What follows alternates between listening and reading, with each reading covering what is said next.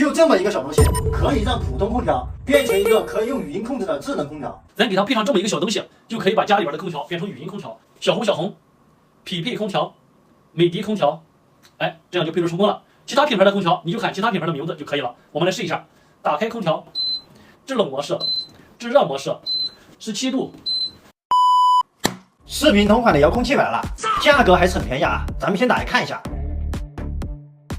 就这个东西啊，外观有点像一个读卡器，做了一个透明的设计，里面是一些电路板，很小巧啊。不过它真的能把普通空调变成智能空调吗？接下来咱们就去实测一下。先试一下这个挂机啊，小白空调，好像是 TCL 旗下的，这个是它的遥控器。看来，我放在这里啊。这个是语音遥控器，咱们尝试一下啊。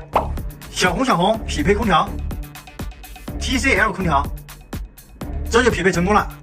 打开空调，16度、30度，制热模式、制冷模式，28度，还是很灵敏啊。遥控器啊，我觉得方便的啊，你喊多少度，它就能给你设置成多少度。比如像这种遥控器，它只能0.5度的加减。咱们再来试一下这个立体式的啊，小红。匹配空调 ，TCL 空调，打开空调，30度、16度，制热模式、制冷模式，23度、18度，挺灵敏啊。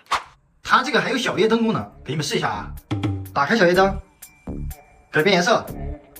改变颜色，改变颜色，改变颜色，改变颜色，改变颜色，还可以啊。